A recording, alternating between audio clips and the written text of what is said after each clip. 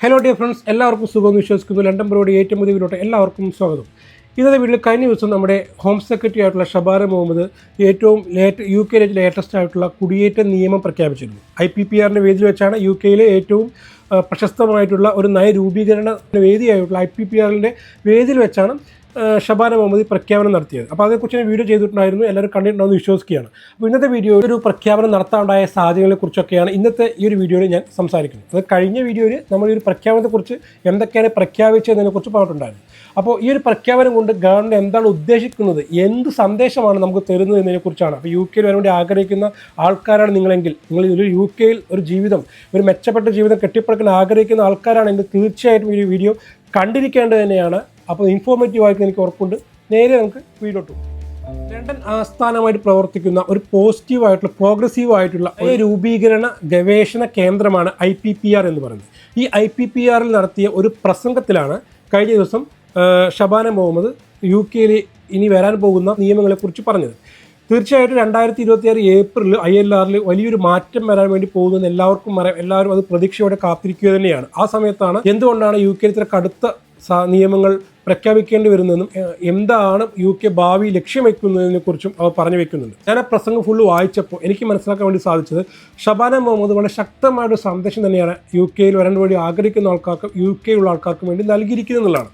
അപ്പോൾ കഴിഞ്ഞ ദിവസം ഞാൻ വീഡിയോയെക്കുറിച്ചുള്ള വിശദമായിട്ടുള്ള കാര്യങ്ങൾ പങ്കുവെച്ചെങ്കിൽ കൂടി എനിക്ക് തോന്നി കുറച്ചുകൂടി വ്യക്തമായിട്ട് ആൾക്കാരിലോട്ട് എത്തേണ്ട കുറച്ച് പോയിന്റുകൾ ഉണ്ട് എന്നുള്ളതാണ്. അതുകൊണ്ടാണ് ഈ ഒരു വീഡിയോ ഇവിടെ ഞാൻ പ്രസൻറ്റ് ചെയ്യാനുള്ള പ്രധാനപ്പെട്ട കാരണം. നിങ്ങൾ ആദ്യമായിട്ടാണ് നമ്മുടെ ചാനൽ കാണുന്നതെങ്കിൽ ഒന്ന് സബ്സ്ക്രൈബ് ചെയ്ത് സപ്പോർട്ട് ചെയ്തേക്കുക. അതേപോലെ തന്നെ ഒരു ലൈക്ക് ചെയ്യുകയാണെങ്കിൽ ഇതേപോലെയുള്ള വീഡിയോസ് ചെയ്യാൻ വേണ്ടി അത് എനിക്കൊരു ഊർജ്ജം കൂടിയാകും. യു കെ ഗവൺമെൻറ് ഒരു പ്രയാസകരമായിട്ടുള്ള സിറ്റുവേഷനിലൂടെയാണ് കടന്നുപോയിക്കൊണ്ടിരിക്കുന്നത് എന്ന് എല്ലാവർക്കും അറിയാമല്ലോ എന്ന് പറഞ്ഞുകൊണ്ടാണ് ഷബാന മുഹമ്മദ് ഈ ഒരു പ്രസംഗം ആരംഭിക്കുന്നത് തന്നെ.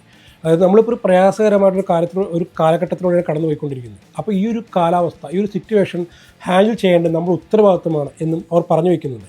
അപ്പോൾ അതിനർത്ഥം എന്താണ്? യു കെ കടുപ്പത്തിലുള്ള സാമ്പത്തികമായിട്ടുള്ള അതല്ലെങ്കിൽ സാമൂഹികമായിട്ട് മേഖലയിൽ മൊത്തം ഒരു കൺഫ്യൂഷനാണ്, ഒരു കുഴഞ്ഞു മറിയുള്ള സിറ്റുവേഷനാണ് പോയിക്കൊണ്ടിരിക്കുന്നതാണ്.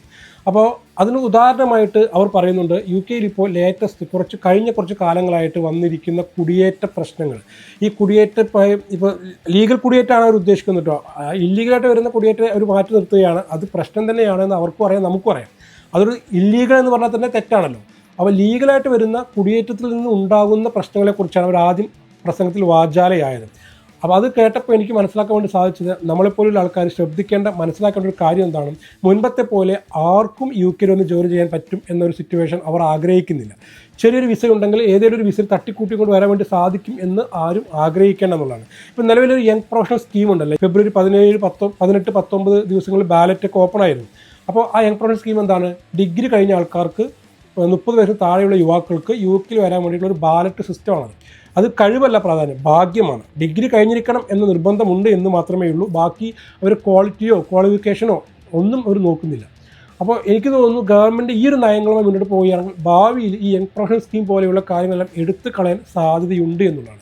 യു കെ ആഗ്രഹിക്കുന്ന അവർക്ക് ക്വാളിറ്റി ആയിട്ടുള്ള യു കെയുടെ സാമ്പത്തിക മേഖലയിലും സാമൂഹിക മേഖലയിലും ഒക്കെ കോൺട്രിബ്യൂഷൻ നൽകാൻ സാധിക്കുന്ന ആൾക്കാരെയാണ് അവർ ആഗ്രഹിക്കുന്നത്. അപ്പോൾ അവർ അതിന് അവരുടെ കുടുംബത്തിൻ്റെ കഥയാണ് ഷബാന മുഹമ്മദ് എടുത്തു പറഞ്ഞത്. ഷബാന മുഹമ്മദ് ബേസിക്കലി ഒരു പാകിസ്ഥാൻ സ്വദേശിനിയാണ്. പാകിസ്ഥാനിലാണ് അവരുടെ ഫാമിലി ഉണ്ടായിരുന്നത്. അപ്പോൾ അവരത് എടുത്ത് പറയുന്നത്, ഇത് രണ്ടാമത്തെ പ്രാവശ്യമാണ് എൻ്റെ അറിവിൽ ഈ ഒരു കുടിയേറ്റ പ്രസംഗത്തിൽ സ്വന്തം കുടുംബത്തിൻ്റെ കഥ അവർ ആവർത്തിക്കുന്നത്. അവർ പറയുന്നത്, എൻ്റെ കുടുംബം നിങ്ങളെപ്പോലെ തന്നെ, അതായത് കുടിയേറ്റക്കാരോട് പറയുകയാണ്, കുടിയേറ്റക്കാരെ പോലെ തന്നെ അനധികൃതമായി വന്ന ആൾക്കാരാണ്. മെച്ചപ്പെട്ട ഭാവി സ്വപ്നം കണ്ട് യു കെയിൽ വന്ന ഒരു ഫാമിലിയുടെ വേരിൽപ്പെട്ട ആളാണ് ഞാനെന്ന് ഷബാന മുഹമ്മദ് പറയുന്നത്. ഇവിടെ വന്ന് തങ്ങളുടെ യു കെയുടെ മൂല്യങ്ങൾക്ക് വേണ്ടി പ്രവർത്തിച്ച്, യു കെയുടെ മൂല്യങ്ങളെ ബഹുമാനിച്ച് റെസ്പെക്റ്റ് ചെയ്ത് യു കെക്ക് വേണ്ടി പ്രവർത്തിച്ച് അവരുടെ വേരുകൾ ഇവിടെ ഉറച്ചു നിന്ന് അവർ തങ്ങളുടെ ഭാവി കരുപ്പിടിച്ചു എന്നും അവർ പറയുന്നുണ്ട്. അപ്പോൾ ഫെയർനെസ് ആണ് അവർ ഉദ്ദേശിക്കുന്നത്. അതായത് അധ്വാനിക്കുന്ന ജനവിഭാഗങ്ങൾക്ക് ഇവിടുത്തെ നിയമങ്ങൾ ഫെയർ ആയിരിക്കണം, നല്ലതായിരിക്കണം. അത്തരം നിയമങ്ങൾ നടപ്പിലാക്കാൻ വേണ്ടി ഗവൺമെൻറ് പ്രതിജ്ഞാബദ്ധരാണ്. പക്ഷേ ആദ്യമേ മനസ്സിലാക്കേണ്ടത്, അങ്ങനെ ഇവിടെ വന്ന ആൾക്കാർ, മെച്ചപ്പെട്ട ഭാവിക്ക് വേണ്ടി വരുന്ന ആൾക്കാർക്ക് ഇവിടെ അവർക്ക് അവിടെ കോൺട്രിബ്യൂഷൻ ഗവൺമെൻറ്റിനും അല്ലെങ്കിൽ രാജ്യത്തിനും നൽകാൻ വേണ്ടി സാധിക്കണം എന്നുള്ളതാണ്. അപ്പോൾ അതിന് കഴിവ് വേണം. അതായത് താഴെക്കടയിലുള്ള ആൾക്കാരോട് വരുന്നുണ്ടെങ്കിൽ കൂടി യു കെക്ക് വേണ്ടി പ്രവർത്തിക്കാൻ കഴിവുള്ള ആൾക്കാരെങ്കിൽ മാത്രം വന്നാൽ മതി എന്നവർ പറയാതെ പറയുകയാണ്. അവർ പറയുന്നുണ്ട് ഈ രാജ്യം എപ്പോഴും മാറ്റങ്ങളെ സ്വീകരിച്ചിട്ടുള്ള രാജ്യമാണ്. UK എന്ന് പറയുന്നത് എപ്പോഴും മാറ്റങ്ങളെ സ്വീകരിച്ചിട്ടുള്ള രാജ്യമാണ്. ആ മൂല്യങ്ങൾ നിലനിർത്തി നമ്മുടെ കുടിയേറ്റ സംവിധാനങ്ങളിൽ കാതലായിട്ടുള്ള മാറ്റങ്ങൾ വരുത്തുമെന്നും ഷബാന മുഹമ്മദ് പറഞ്ഞു വയ്ക്കുകയുണ്ട്. അപ്പോൾ നീതിയുക്തമായ രീതിയിലുള്ള നിയമങ്ങളായിരിക്കണം UK ഉണ്ടാകേണ്ടത് എന്നും അവർ പറയുന്നു. അപ്പോൾ ഞാൻ ഈ പോയിന്റ് എടുത്തു പറയുന്നത് നീതിയുക്തമായിട്ടുള്ള, ഫെയർ ആയിട്ടുള്ള, എന്നാൽ സ്ട്രിക്റ്റ് ആയിട്ടുള്ള നിയമങ്ങൾക്ക് ആണ് ഈ UK മുൻഗണന ഉണ്ടാവുക. അപ്പോൾ ഇത്തരം നിയമങ്ങളായിരിക്കും UK വരാൻ വേണ്ടി സാധ്യത എന്നും. കുറച്ചുകൂടി വ്യക്തമായി പറയാൽ ഈ രാജ്യത്ത് നിലവിൽ താമസിക്കുന്നവർക്കും ഈ രാജ്യത്ത് ഒരു ഭാവി കരുതി സുരക്ഷിതമാണ് ഈ രാജ്യം എന്ന് കരുതി സ്വന്തം രാജ്യത്ത് സുരക്ഷിതമല്ലാത്തതുകൊണ്ടാണല്ലോ അവിടുന്നൊക്കെ എല്ലാവരും വരുന്നത്. അവർക്കും നീതിയുക്തമായിട്ടുള്ള, ഫെയർ ആയിട്ടുള്ള ഒരു നിയമ സംവിധാനമായിരിക്കണം ഇവിടെ ഉണ്ടാകേണ്ടത് എന്നും ഷബാന മുഹമ്മദ് വിശ്വസിക്കുന്നു. അപ്പോൾ അങ്ങനെ ഇവിടെ വരുന്ന ആൾക്കാർക്ക് നീതിയുക്തമായിട്ടുള്ള ഒരു പരിഗണന നൽകണമെങ്കിൽ ഈ ഒരു അസൈലം സിസ്റ്റത്തിനെ ഉടച്ചു വാർക്കേണ്ടതുണ്ട് എന്നും അവർ പറഞ്ഞു വയ്ക്കുന്നു. കാരണം ഈ അസൈലം സിസ്റ്റത്തെ മറയാക്കി മനുഷ്യക്കടത്തുകൾ നടത്തുന്നുണ്ട് എന്ന് ഗവൺമെൻറ് മനസ്സിലാക്കിയിട്ടുണ്ട്. അതുകൊണ്ടാണ് ഈ മനുഷ്യക്കടത്തിനെതിരെ, ഈ അസൈലം സിസ്റ്റം മിസ്യൂസ് ചെയ്യുന്ന ആൾക്കാർക്കെതിരെ നടപടികൾ ഉണ്ടാവുന്നതും നാട് കടത്തുന്നതും. അപ്പോൾ UK ഇന്നത്തെ അവസ്ഥ വളരെ ശോചനീയമാണ് എന്നാണ് ഷബാന മുഹമ്മദ് പറയുന്നത്. 2021 2024 ഇടയിൽ ഏകദേശം 25 ലക്ഷത്തോളം പേരാണ് മൈഗ്രേഷൻ വഴി ഇവിടെ എത്തിയത് എന്നും അവർ പറയുന്നുണ്ട്. അതായത് നിലവിൽ ഇപ്പോൾ UK 30 പേരിൽ ഒരാൾ ഈ കാലഘട്ടത്തിൽ UK എത്തിച്ചേർന്ന ആൾക്കാരാണ്. 40 വർഷം കൊണ്ട് നടക്കേണ്ട മാറ്റം വെറും 4 വർഷം കൊണ്ട് ഇവിടെ നടന്നു എന്നാണ് അവർ പറയുന്നത്. അപ്പോൾ ഇത് UK അപകടമാണ്, UK വരാൻ വേണ്ടി ആഗ്രഹിക്കുന്ന ആൾക്കാർക്കും അപകടമാണ്, UK നിലവിലുള്ള ഇതേപോലെ യഥാർത്ഥത്തിൽ അസൈലം ആവശ്യമുള്ള ആൾക്കാർക്കും അപകടമാണ്. ഇതിൽ ഏറ്റവും വലിയ തട്ടിപ്പ് നടന്നത് ഹെൽത്ത് ആൻഡ് കെയർ വിസയിലാണ് എന്നാണ് അവർ പറഞ്ഞത്. ഇതിൽ വ്യാജ ക്വാളിഫിക്കേഷനൊക്കെ ഉണ്ടാക്കി ഈ ഒരു വിസയുടെ മറവിൽ നിരവധി ആളുകളെയാണ് പല ഏജൻസികളും, തട്ടിപ്പ് ഏജൻസികളും UK എത്തിച്ചത്. അതേപോലെ തന്നെ UK തന്നെ പല ആൾക്കാർ വിസ മാറാൻ വേണ്ടിയിട്ടും വിസ സ്വിച്ച് ചെയ്യാൻ വേണ്ടിയിട്ടും ഈ ഒരു കെയർ വിസയെയാണ് സമീപിച്ചത്. അപ്പോൾ ഇത്തരത്തിൽ തട്ടിപ്പ് നടക്കുന്നു എന്ന് മനസ്സിലാക്കിയ ശേഷമാണ് ഗവൺമെൻറ് ഈ കെയർ വിസയിൽ കാതലായിട്ടുള്ള മാറ്റങ്ങൾ വരുത്തിയത്. ഗവൺമെൻറ് ഇപ്പോൾ കണക്ക് പ്രകാരം വരും വർഷങ്ങളിൽ ഇപ്പോൾ ILR കൊടുക്കുകയാണെങ്കിൽ ഏകദേശം 4 ലക്ഷത്തിനടുത്ത് 3,50,000-ഓളം കുറഞ്ഞ വൈദഗ്ധ്യമുള്ള ഈ കെയർ വിസയിലുള്ള ആൾക്കാർക്കൊക്കെ സ്ഥിര താമസമുള്ള അനുവാദം, സെറ്റിൽമെൻറ്റ് കൊടുക്കേണ്ട കാലാവധിയാവുകയാണ്. കാരണം ഗവൺമെൻറ് കണക്കിൽ 5 വർഷം കഴിഞ്ഞാൽ സെറ്റിൽമെൻറ്റ് കൊടുക്കേണ്ട ഒരു ഇത് വരുമല്ലോ. അപ്പോൾ ഇങ്ങനെ നിയമത്തിന് മാറ്റം വരുത്താൻ വേണ്ടി ഗവൺമെൻറ് ഉദ്ദേശിക്കാനുള്ള പ്രധാനപ്പെട്ട കാരണം എന്താണ് ഇപ്പോൾ മനസ്സിലാക്കിയോ? അതായത് ഗവൺമെൻറ് ഉദ്ദേശിക്കുന്ന ക്വാളിറ്റി ആയിട്ടുള്ള ആൾക്കാരെയാണ് അവർക്ക് സ്ഥിര താമസത്തിന് വേണ്ടത്. അപ്പോൾ പക്ഷേ കൂടുതൽ പേര് ഇവിടെ വന്നിരിക്കുന്നത് കെയർ വിസയിലാണ്. കെയർ വിസ ക്വാളിറ്റി അല്ല എന്നല്ല ഞാൻ പറഞ്ഞു വയ്ക്കുന്നത്. പക്ഷേ ഗവൺമെൻറ് കണക്ക് പ്രകാരം സാമ്പത്തികമായിട്ടോ അതല്ല എങ്കിൽ അവർക്ക് വിദ്യാഭ്യാസപരമായിട്ടോ യാതൊരു രീതിയിലുള്ള ക്വാളിറ്റിയും ഇല്ലാത്ത ആൾക്കാരാണ് കെയർ വിസയിൽ എടുക്കുന്നതെന്നാണ് ഗവൺമെൻറ് മനസ്സിലാക്കി വയ്ക്കുന്നത്. അപ്പോൾ നമുക്കൊക്കെ അറിയാം, ഇന്ത്യയിൽ നിന്നുള്ള ആൾക്കാർക്കൊക്കെ അറിയാം, പല ആൾക്കാർ MBA കഴിഞ്ഞ ആൾക്കാർ, ഡോക്ടറൊക്കെയാണ്, നാട്ടിൽ അഡ്വക്കേറ്റായ ആൾക്കാരൊക്കെ UK പിടിച്ചു നിൽക്കാൻ വേണ്ടി കെയർ വിസ സമ്പാദിച്ച ആൾക്കാർക്ക് നമുക്ക് വ്യക്തമായിട്ട് അറിയാം. പക്ഷേ ഗവൺമെൻറ്റിൻ്റെ കണക്കിൽ നോക്കുമ്പോൾ കെയർ വിസയിൽ വർക്ക് ചെയ്യുന്ന പല ആൾക്കാരും ഈ പറഞ്ഞ പോലെ അവർ ക്വാളിറ്റിയുള്ള ആൾക്കാരല്ല എന്നും, അതേപോലെ തന്നെ സാമ്പത്തികമായും, കാരണം എന്താ, അവർക്ക് ശമ്പളം കുറവായിരിക്കും, അപ്പോൾ ഗവൺമെൻറ്റിന് ടാക്സ് അടയ്ക്കുന്നതും കുറവായിരിക്കും. അപ്പോൾ സാമ്പത്തികമായിട്ട് ഗവൺമെൻറ്റിനെ സഹായിക്കാത്ത കാറ്റഗറിയാണ് എന്നും ഗവൺമെൻറ് വിലയിരുത്തുന്നുണ്ട്.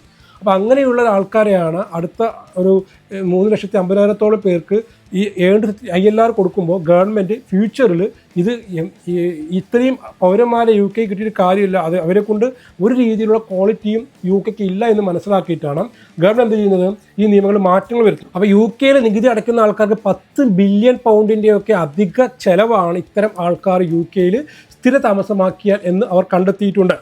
അപ്പോൾ അതുകൊണ്ടാണ് ഇത്തരം നിയമങ്ങൾ കർശനമായിട്ട് വരുന്നത്. അപ്പോൾ ഒരു ഏകദേശം ക്ലിയർ മനസ്സിലാത്ത ആൾക്കാർക്കാണ് ക്ലിയർ ആയിട്ടാവും എന്ന് വിശ്വസിക്കുന്നു ഗവൺമെൻറ് എന്തുകൊണ്ടാണ് ഈ നിയമങ്ങൾ ഇങ്ങനെ സ്ട്രിക്റ്റ് ആക്കുന്നത്. അതുപോലെ തന്നെയാണ് അസൈലം സമ്പ്രദായവും കടൽ വഴി എത്തുന്ന ആൾക്കാരെ എണ്ണം വർദ്ധിച്ചുകൊണ്ടിരിക്കുകയാണ്. ഗവൺമെൻറ് കഴിഞ്ഞ വർഷം മാത്രം 4 ബില്യൺ പൗണ്ടിൻ്റെ ചിലവാണ് ഇവർക്ക് വേണ്ടി ചിലവാക്കിയിരിക്കുന്നത്. അപ്പോൾ ഇനി അങ്ങനെ ചെയ്യുന്നില്ല എന്നുള്ളതാണ്. കഴിഞ്ഞ വീട്ടിൽ ഞാൻ വ്യക്തമായി പറഞ്ഞിട്ടുണ്ടായിരുന്നു, ഒരു ഫാമിലിക്ക് ഒരാൾ അസൈലം വിസയിൽ വന്ന ഒരാൾ തിരിച്ച് സ്വമേധയെ പോവുകയാണെങ്കിൽ 10,000 പൗണ്ട് വരെ ആ ഒരാൾക്ക് മാത്രം നൽകാൻ ഗവൺമെൻറ് ബില്ലിംഗ് ആണ്.